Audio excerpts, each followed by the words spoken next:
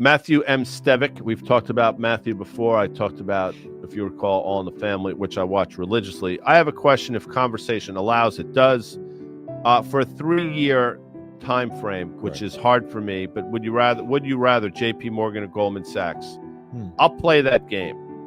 I think over that period of time, I would rather JPMorgan. I'm not saying over the next couple of weeks, but for that specific time frame, JPMorgan is going to probably be less volatile. Yeah, it's going to have some pullbacks, but it's probably going to be lower left, upper right over that period of time, where you're going to see some peaks and troughs in Goldman Sachs just by definition in terms of the cycles that they see. That's just my opinion. I'm not suggesting I'm right.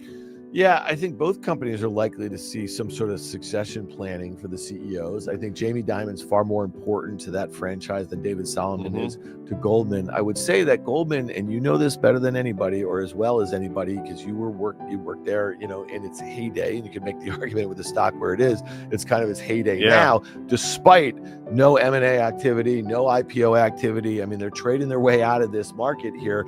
I don't know where I stand on this. I mean, I think JP Morgan's going to be the far more reliable, less volatile sort of name, but like Goldman Sachs may shoot it out of the park if we have, economy that doesn't weaken. We have reopening of capital markets. I mean, this is their market, right? That makes 100%. And I've listened, we've talked about Goldman many, many times. It's finally gotten on its horse under David Solomon. They've made some missteps without question. We've talked about it.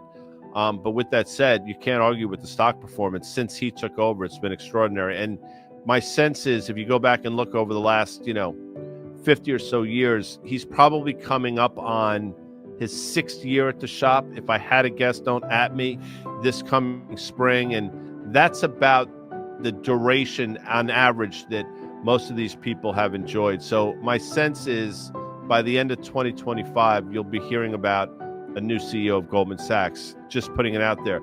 And I don't know if Doug Cass is watching this or not, but I happen to agree with Doug. He thinks Erica Leslie is the next one. I agree with that. Erica is, she's on the management committee. She came from Jay Aaron. I don't think Waldron's going to get the job, and I think you might see the first woman CEO in the history of Goldman Sachs by the end of 2025, Dan Nathan. Nice, you've been saying that. And yeah, we'll see. We'll see. No,